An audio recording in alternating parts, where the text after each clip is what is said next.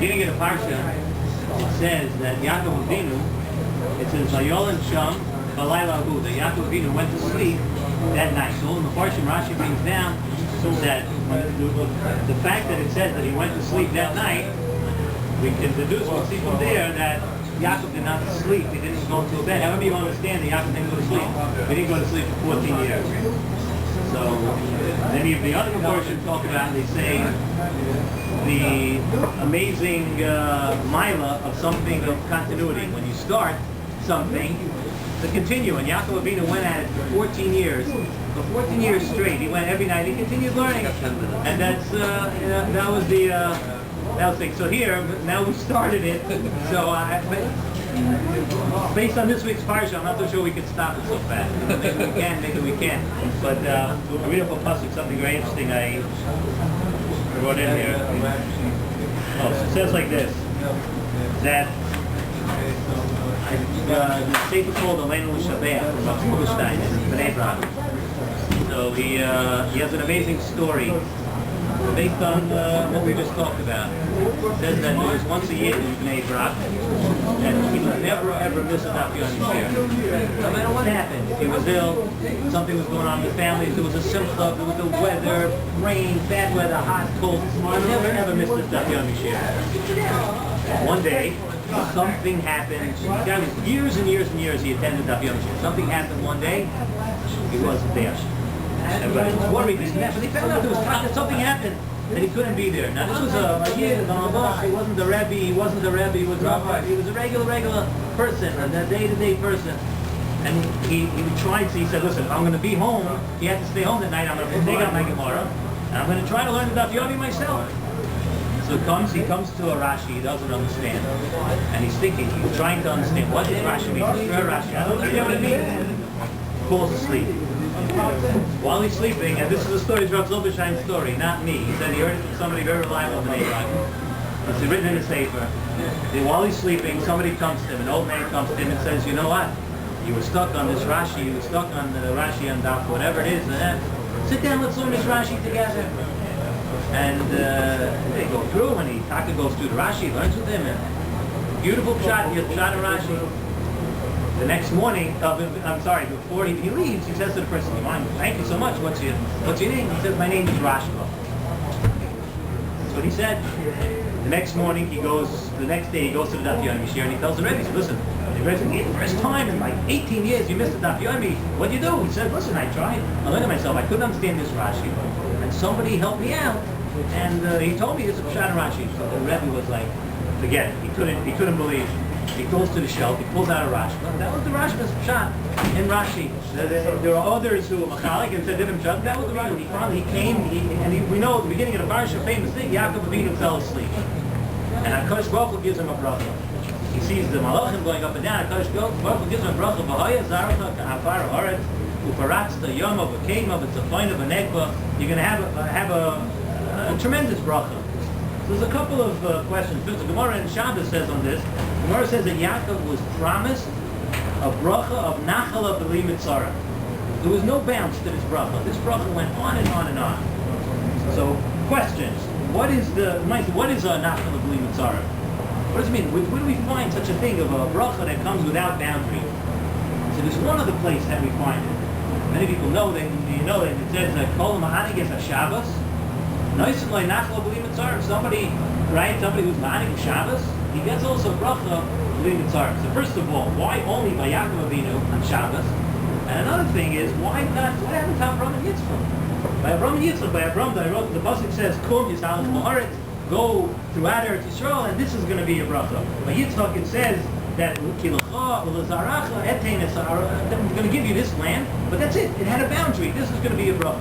But for Yaakov it says your children are going to go east, west, north, south, and it's going to be a nachal b'li mitzara. And the Shapiro Shiur has a beautiful theme, and he explains what was different about Yaakov Avinu. And in all the parshas of Yaakov Avinu, he has this one theme that goes through the whole thing.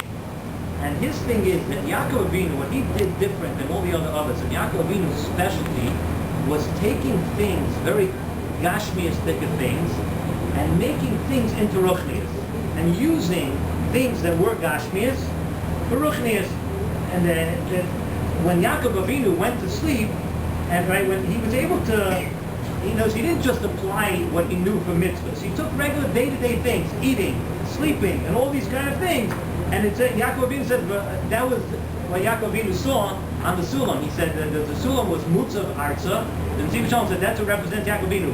Where all of us here, we have our feet on the ground. The Sulam was Mutzav Arza. But a person has to know that everything, even if it's dug into the ground and it has to do with Gashmias, and that's the Shapiro Shiur says that is pshat in two different things. There's tahara and kedusha. He says that tahara is the absence of tumah. Well, kedusha is the next step. Take anybody, if you go to the mikveh, you become tar. But kedusha, in order for the kedusha, the Shapiro Shiur says, in order to have kedusha, that takes it to the next step. You take something mundane and you move it on. So now we can understand, it's beautiful, what the pasuk says. The pasuk says, "Vayikatz Yaakov mishnasei." Yaakov woke up from his sleep. Vayomer Ochein Yesh Hashem b'makom hazeh v'anachi lo yadati. I see this as HaKadosh Baruch Hu here, and I didn't know. So what is it?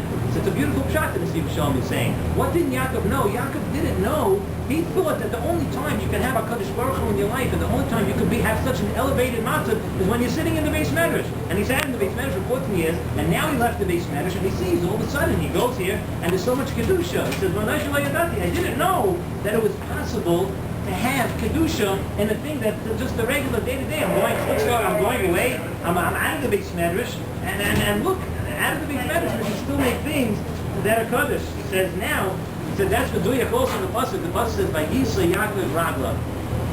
That it doesn't say by Yelach Yaakov. Right after Yaakov had this dream, by Yisra Yaakov Ragla, he picked himself up and he went. So that's John.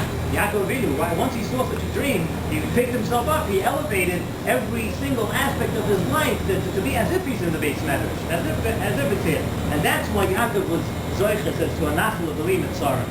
Avram and Yitzchak Avinu were Zoicha to brachas. But what Yaakov did was he took something which had boundaries. He took kedusha, which was only found up until then in the shul, in a place, in a Beis Medrash while you're learning, and he took it and he made it boundless. He said kedusha you can take and put it anywhere. So neither can make it neither. Yaakov Avinu now was given a bracha, Nachal Avinu Mitzarim, that he has a bracha. Everything. So how about Shabbos? We asked the kasha in the beginning. What about Shabbos? Shabbos also. So how would we answer this up with Shabbos? He says a beautiful pshat. It doesn't say. The member of Chazal doesn't say Kol HaMis'anik B'Shabbos. Anybody who comes home and eats a good cholent, or if somebody comes home and takes a good sleep, why would HaKadosh Baruch Hu give you a bracha nachal b'li mitzarim if you're Mis'anik B'Shabbos? You eat something good. You're doing it for yourself. You take a good nap. You're doing it for yourself. Kol HaMa'anik Yeshat Shabbos. The literal translation means that if you make Shabbos proud, if you make Shabbos feel good, and when does Shabbos feel einig? Kol Ma'anik is Shabbos is when you take your food that you're eating on Shabbos and you eat it because you're doing it for the Rebbeinu Shalom who gave you Shabbos. When you go to learn on Shabbos, you're doing it because you have a tzivah from the Rebbeinu Shalom, and therefore neither keneged midah. We also for Shabbos, if you do everything on Shabbos, you eat on Shabbos and you sleep on Shabbos, in order to elevate yourself and take it into a ruchnis, a gashmis thing, into ruchnis, the same thing as Yaakov Avinu. You get the whole thing. So there's just one more question: why can't you do this during the week? So come on a Thursday night. Thursday night's already maybe considered Shabbos. But what if you come on a Tuesday and you say, I'm going to this meal that I'm going to eat now? So you should also. So he says, Taki, you are able to elevate yourself during the week. But he says the pasuk says in it's in Parsh Kisisa, I think, it says Ushmartem es Shabbos. Kodesh hi lachem. That Shabbos has a special milah that the kedusha of Shabbos can make something which we all know. We know the real story. It's lachem. It's for you. When you want to eat a good meal, you're eating it for you. But ki kodesh hi lachem, on Shabbos, you can do it a whole week. But on Shabbos, you have that special milah, and that's what we see from Yaakov Avinu. It's the same thing. So the lesson of Yaakov Avinu, we can start right here on a Thursday night. You can start when you have a geshmak piece of kishka now, and you understand that you're doing it for Shabbos. You're doing it to elevate, to give you koyach. A piece of kishka can take you like 8-9 hours to burn. You can be learning a whole night about a piece of kishka, right?